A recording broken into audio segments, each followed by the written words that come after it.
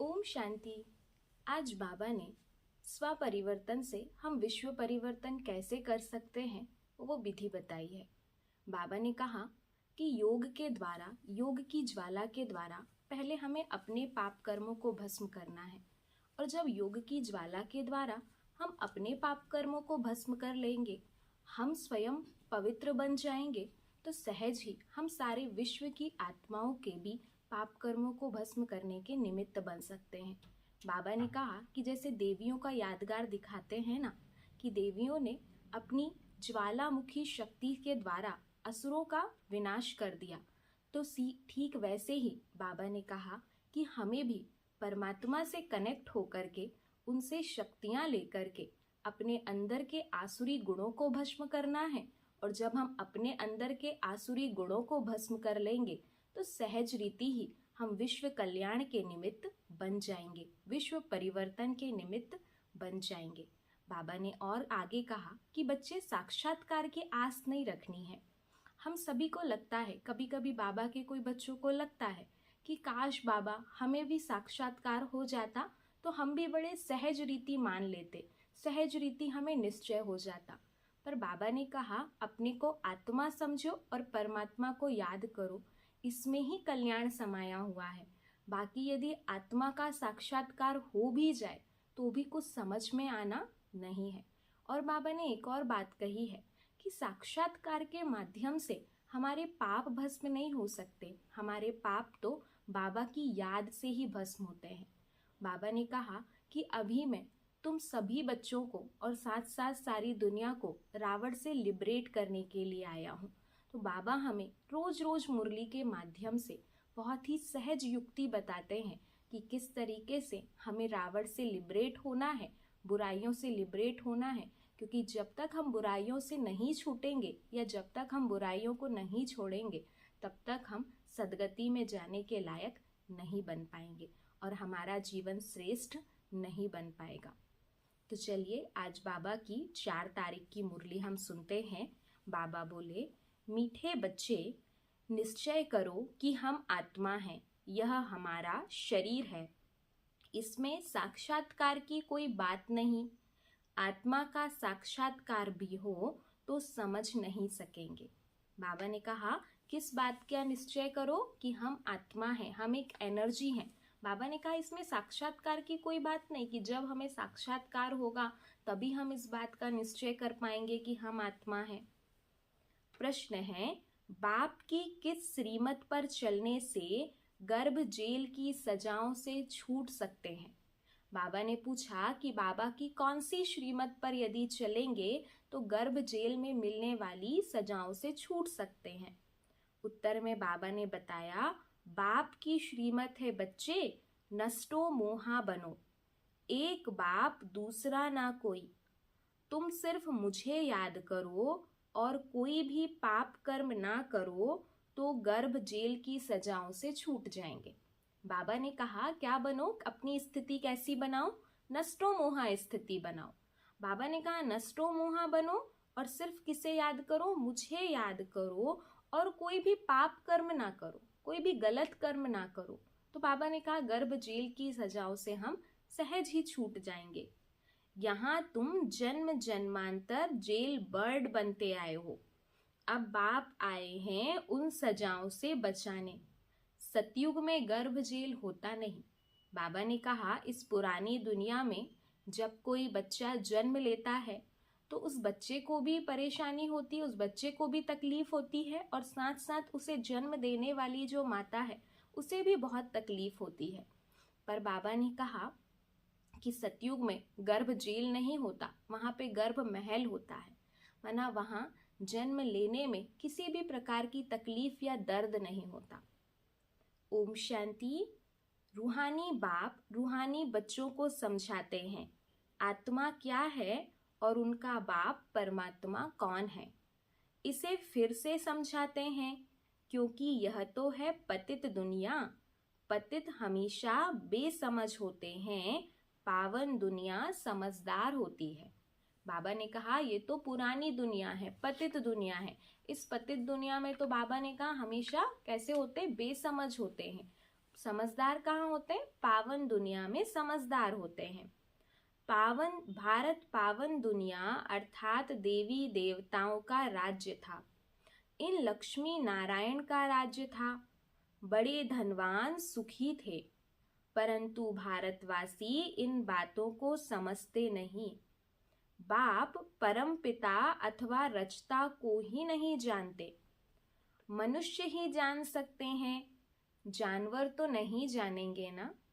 बाबा ने कहा कि भारतवासी इन बातों को समझते नहीं, ना पिता को जानते, ना परमात्मा को जानते, ना परमात्मा की रचना को जानते। बाबा कहते हैं, याद भी करते हैं, हे परम पिता परमात्मा, वह पारलौकिक फादर है। आत्मा याद करती है अपने परम पिता परमात्मा को।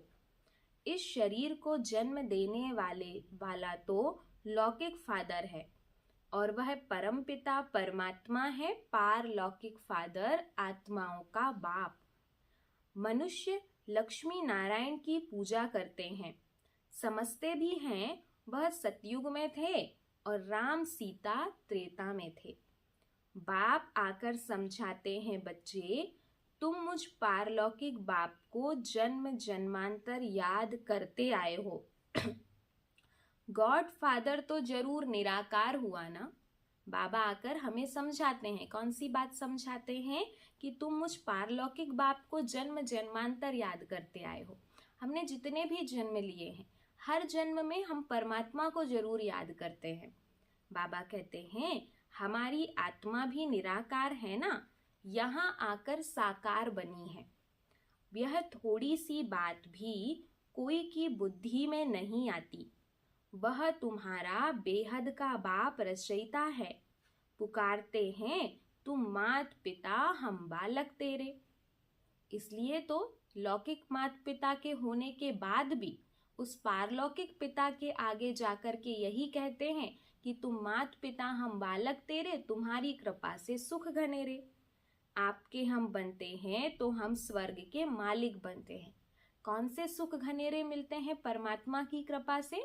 जब हम परमात्मा की एक एक श्रीमत को अपने जीवन में फॉलो करते हैं, उनकी हर एक बात मानते हैं, उनकी धारणाओं पर चलते हैं, तो बाबा ने कहा कि स्वर्ग के सुख घनेरे मिलते हैं। फिर आपको भूलने से नर्क के मालिक बन जाते हैं। भगवान को याद करते हैं तो स्वर्ग के मालिक बनते हैं, और भूल जाते हैं तो बाबा ने कहा जैसे कि नर्क के मालिक बन जाते हैं। अभी वह बाप इन द्वारा बैठ समझाते हैं, मैं रचयिता हूँ, यह मेरी रचना है। किनके द्वारा बैठ करके समझाते हैं? ब्रह्मा के द्वारा बैठ करके समझाते हैं। जिसका राज तुमको समझाता हूँ, यह भी समझ जाते हैं। आत्मा को किसी ने भी देखा नहीं है, फिर क्यों कहते हैं अहम आत्मा? यह तो समझते हैं ना, अहम आत्मा एक शरीर छोड़ दूसरा लेती हूँ। महान आत्मा पुण्य आत्मा कहते हैं ना। निश्चय करते हैं हम आत्मा हैं, यह हमारा शरीर है। शरीर विनाशी है, आत्मा अविनाशी है। बाबा ने कहा इस बात का तो निश्चय है ना कि ये शरीर कैसा है? विनाशी है। आत्मा चैतन्य शक्ति है, वो अजर अमर अविनाशी है। क्योंकि आत्मा एक शरीर छोड़ने के पश्चात दूसरा ले लेती है, पर जिस शरीर को आत्मा ने छोड़ा है उस शरीर में कोई दूसरी आत्मा प्रवेश नहीं कर सकती, उस शरीर का विनाश हो जाता है। बाबा कहते हैं उस परम पिता परमात्मा की संतान है। कितनी सहज बात है, परंतु अच्छे अच्छे बुद्धिमान समझ नहीं सकते। माया ने बुद्धि को ताला लगा दिया है। तुमको अपनी आत्मा का ही साक्षात्कार नहीं होता है। बाबा ने कहा कि ये बात तो कितनी सहज समझने की है, पर अच्छे अच्छे बुद्धिमान भी बाबा ने कहा इस बात को नहीं समझ सकते। आत्मा ही अनेक जन्म लेती है ना, हर जन्म में बाप बदलता जाता है। हर एक जन्म में हमारे शरीर के पिता बदलते जाते हैं। तुम अपने को आत्मा निश्चय क्यों नहीं करते हो? कहते हैं आत्मा का साक्षात्कार हो। अरे इतने जन्म कोई को बोला था क्या कि आत्मा का साक्षात्कार हो?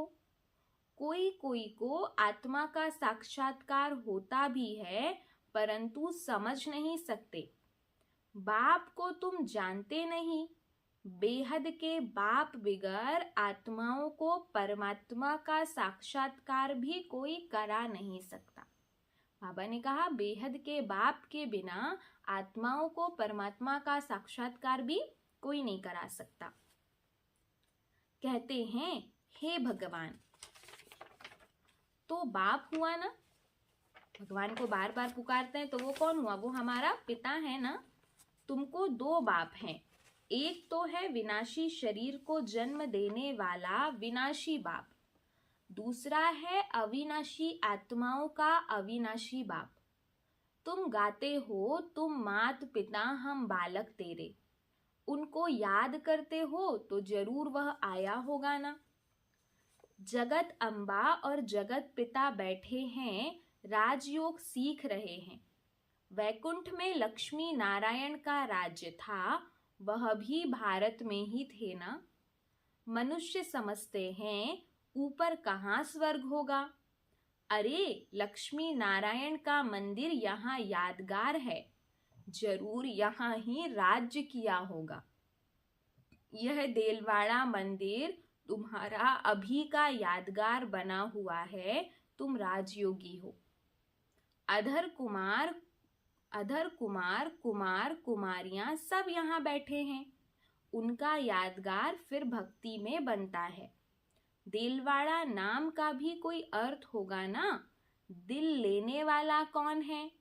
यह आदि देव और आदि देवी भी राजयोग सीख रहे हैं, यह भी याद करेंगे उस निराकार परमपिता परमात्मा को। वह है ऊंचते ऊंच ज्ञान सागर। इस आदि देव के शरीर में बैठ सब बच्चों को समझाते हैं यह मंदिर कब बना, क्यों बना, किन्हों का यह यादगार है। कुछ भी जानते नहीं। देवियों आदि के कितने नाम लेते हैं। बाबा कहते हैं तुम जानते हो भारत स्वर्ग था, वहां तो अथाह वैभव रहते थे।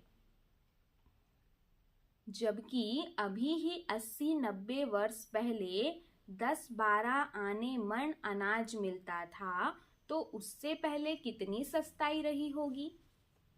सतयुग में तो अनाज आदि बहुत सस्ता अच्छा होता है, परंतु यह भी कोई समझते नहीं। बाप आकर तुम आत्माओं को पढ़ाते हैं। आत्मा इन कर्मेंद्रियों से सुनती है, आत्मा को यह आंखें मिली हैं देखने के लिए, कान मिले हैं सुनने के लिए। बाप कहते हैं मैं निराकार भी इस शरीर का आधार लेता हूँ, मुझे सदैव शिव ही कहते हैं। बाबा कहते हैं कि जैसे आत्मा ने इस शरीर का आधार लिया है, वैसे परमात्मा ने, शिव बाबा ने भी ब्रह्मा के तन का आधार लिया है। बाबा कहते हैं मनुष्यों ने बहुत नाम रखे हैं, रुद्र, शिव, सोमनाथ, परंतु मेरा एक ही नाम शिव है। शिवाय नमः। भक्त भगवान को याद करते आए हैं, उनको 2500 वर्ष हुए हैं। भक्ति मार्ग में पहले अव्यभिचारी भक्ति थी, अभी तो तुमने ठिक्कर भित्तर में डाल दिया है। बाबा ने कहा भक्ति भी पहले अव्यभिचारी थी, एक की भक्ति की जाती थी, और अभी तो बाबा ने कहा जिसको जहां से थोड़ी भी प्राप्ति हुई वो वहां पे ही भक्ति करने लगते हैं। अभी इस भक्ति का अंत है, सबको वापस ले जाने में आया हूँ। बाबा ने कहा कि अभी भक्ति की स्थिति भी ऐसी हो गई है कि इतनी भक्ति कर रहे हैं, इतना पूजन अर्चन कर रहे हैं, फिर भी परिवर्तन करने की शक्ति हमारे भीतर नहीं आ रही है। बाबा कहते हैं यह पुरानी दुनिया खत्म होनी है, बॉम्ब्स बने हुए हैं तो कितने में सब खलास हो जाएंगे। सतयुग में थोड़े सिर्फ 9 लाख होंगे, बाकी इतने सब कहाँ जाएंगे। यह लड़ाई अर्थक्वेक आदि होगी, विनाश तो जरूर होना है। बाबा ने कहा विनाश तो निश्चित तौर पर होना ही है। यह है प्रजापिता, कितने ब्रह्मा कुमार कुमारियां हैं? ब्रह्मा का बाप कौन है? निराकार शिव। हम उनके पौत्रे पौत्रियां हैं। शिव बाबा से हम वर्षा लेते हैं तो उनको ही याद करना है। याद से ही पापों का बोझा उतरेगा। बाबा ने कहा हम वर्षा शिव बाबा से लेते हैं तो शिव बाबा को याद करना है, क्योंकि जब तक हम बाबा को याद नहीं करेंगे तब तक पापों का बोझा उतरेगा नहीं। बाबा ने कहा तुम जानते हो यह है ही विशेष पतित दुनिया। सतयुग है वाइसलेस दुनिया, वहां विकार होता नहीं। कायदे अनुसार एक ही बच्चा होता है, कभी अकाले मृत्यु नहीं होती है ही सुखधाम। यहाँ तो कितना दुख है, परंतु यह बातें कोई भी नहीं जानते।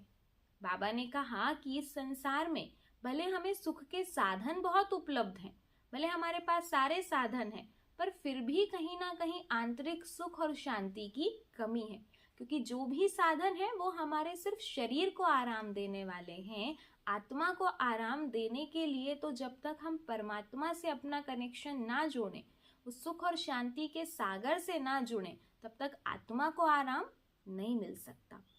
बाबा कहते हैं, गीता सुनाते हैं, श्रीमद् भगवद गीता भगवानुवाच।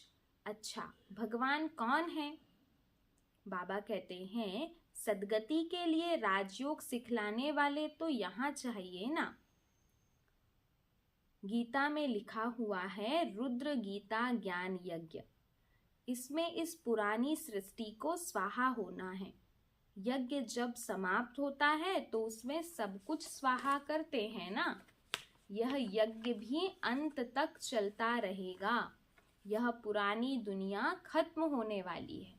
बाबा ने कहा कि परमात्मा ने ये जो रुद्र गीता ज्ञान यज्ञ रचा है, बाबा ने कहा ये यज्ञ भी अंत तक चलता रहेगा। यह पुरानी दुनिया खत्म होने वाली है।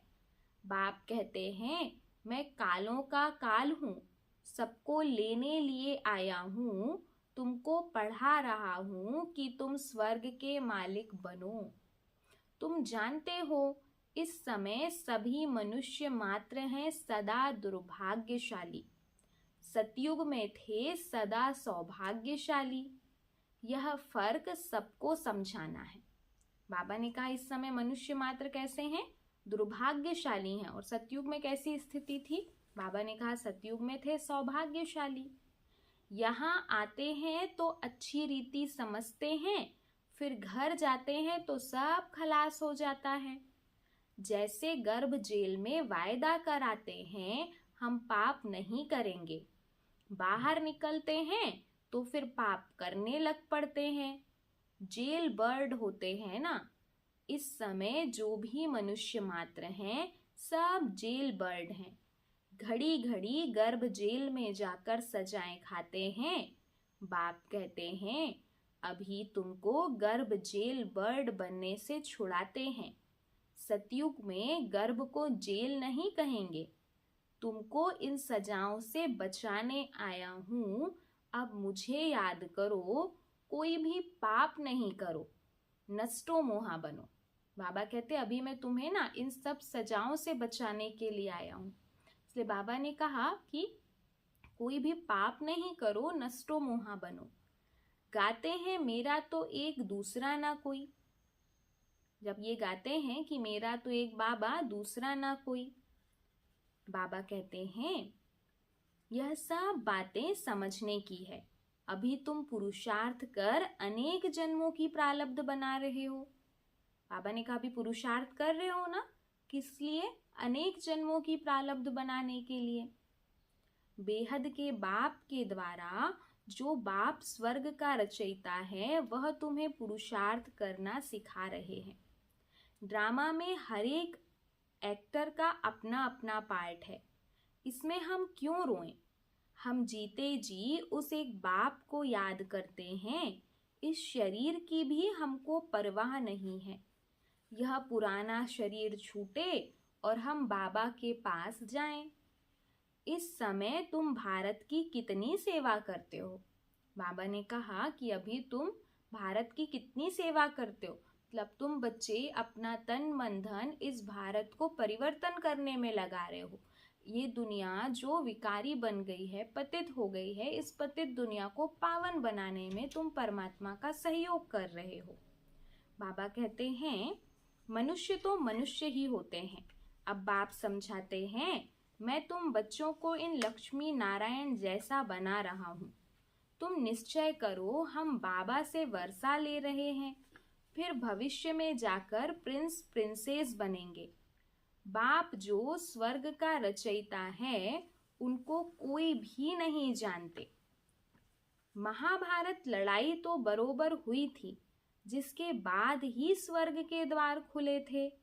तो अब इन माताओं द्वारा स्वर्ग के द्वार खुल रहे हैं। वंदे मातरम गाते हैं ना, पावन की ही वंदना की जाती है।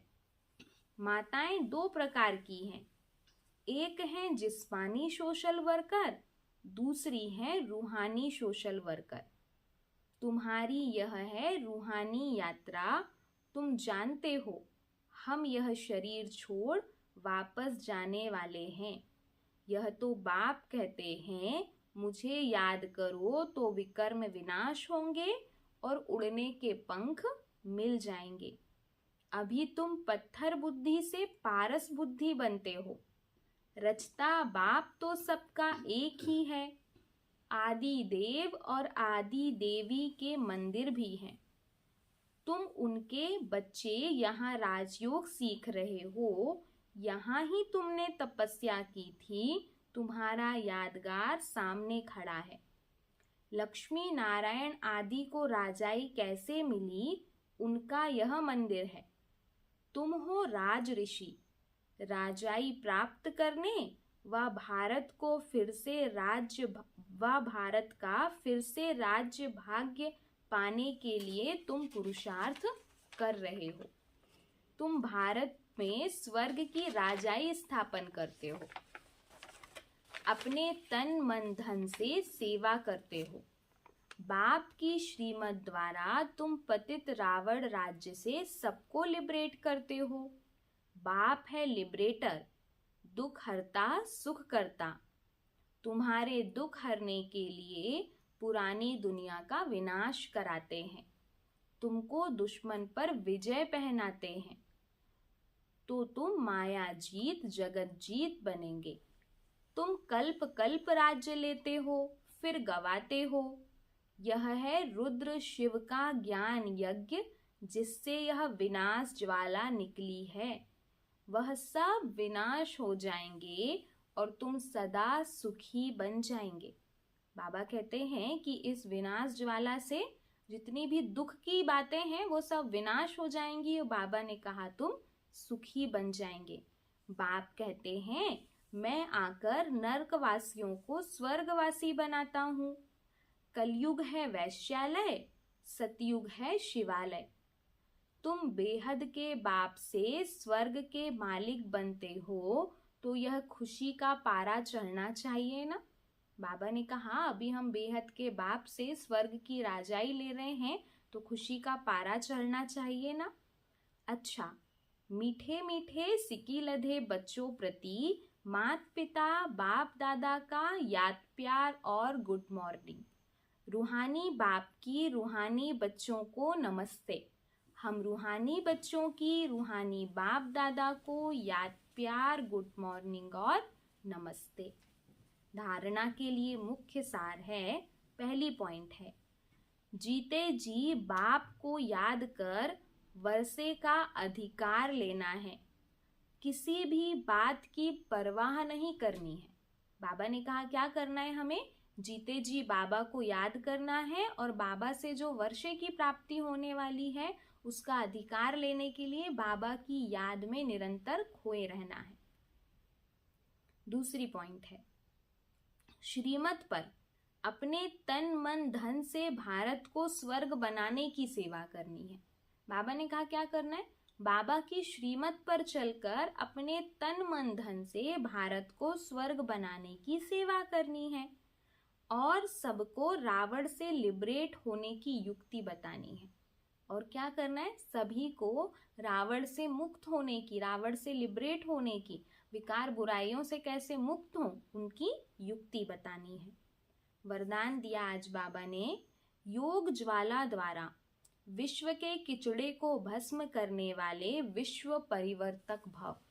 बाबा ने कहा आप सभी आत्माएं विश्व परिवर्तक हो, और विश्व परिवर्तक बनने की युक्ति क्या है, योग की ज्वाला के द्वारा विश्व के किचड़े को भस्म करना। योग ज्वाला अर्थात श्रेष्ठ संकल्पों की शक्ति व लगन की अग्नि द्वारा ही अपवित्रता रूपी किचड़े को भस्म कर सकते हो। जैसे देवियों के यादगार में दिखाते हैं कि ज्वाला से आसुरी शक्तियों को खत्म कर दिया, यह यादगार अभी का है।